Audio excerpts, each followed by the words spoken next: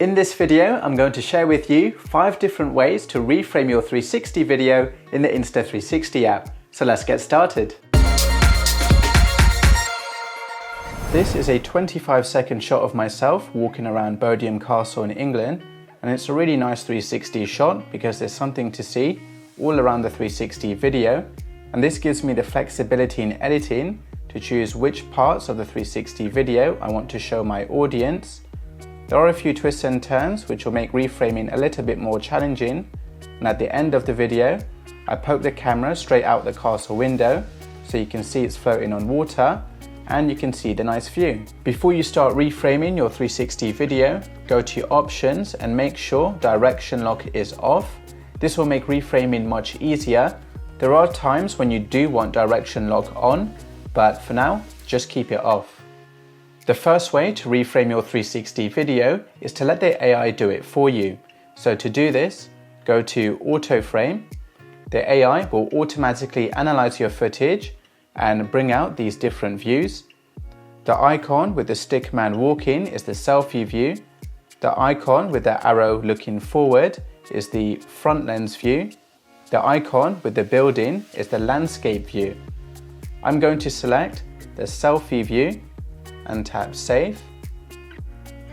And now the selfie view has been applied to the footage, and now you can see the video has been automatically reframed to follow where I'm walking, keeping me in the center of the frame.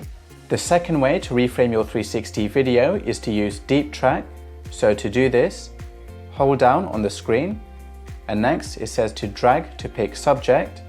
So I will drag a box over myself and tap Start Tracking. Wait for the AI to finish tracking the subject. Tap the Deep Track, and here you can change the field of view to zoom in or out. And now when I play back the shot, the deep tracking will follow you automatically. The third way to reframe 360 video is using keyframes, which is more of a traditional way. A keyframe will tell the app, this is what I want the video to look like at a specified time.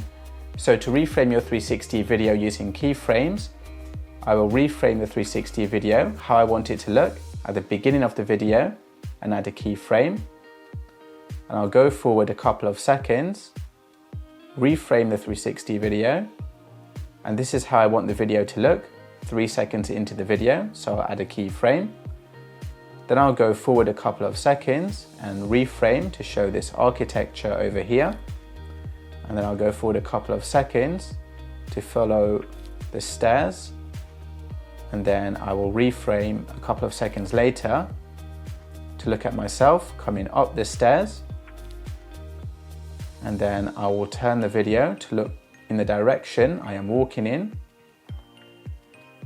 And I'll keep looking in this direction for a few seconds, and then as I walk through the door I will reframe to look at myself come through the door, and in the next second I will look up to the roof, and then a few seconds later reframe to look out the castle window,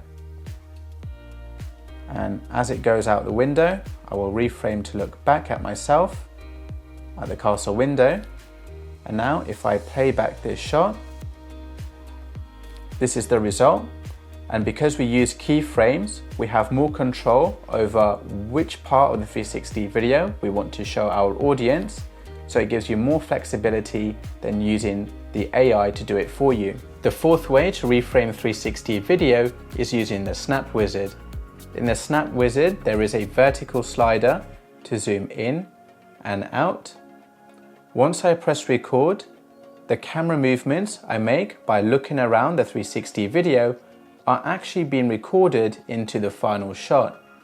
So right now I'm looking at myself, and I'll look towards where I'm walking to, and as I go through the door I will look back towards myself, look up to the roof, and then look out the castle window and reframe back to myself looking out the window.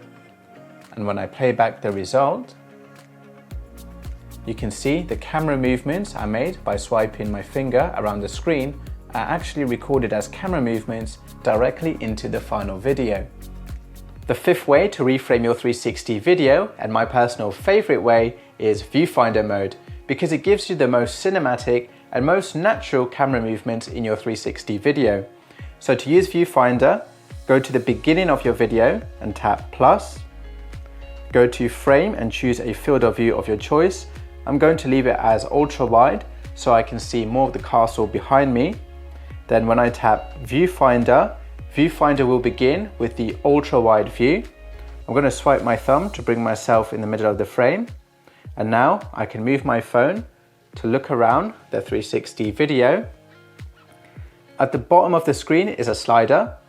Now, when I hold down my thumb on record and slide to the left, it will zoom in the video. And if I slide to the right, it will zoom out the video. Once I press record, I can start to move my phone around and reframe the 360 video. So I'm going to hold down record, and I'm just going to follow myself come through the gap. Look at the architecture, follow the stairs, turn around to reveal myself coming up the stairs, look in the direction I am walking in, and then reframe as I come in through the door, look up to the roof and through the castle window, reframe to reveal myself, looking out the castle window and revealing the castle is floating on water. Tap the tick to confirm, and now when I play back this video, it just looks so much more smoother and more natural than using keyframes, which looks more robotic.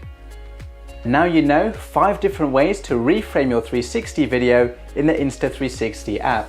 Comment down below which reframing mode is your favorite, hit the like button if you learned something new, subscribe for more 360 tutorials, and I'll see you in the next video.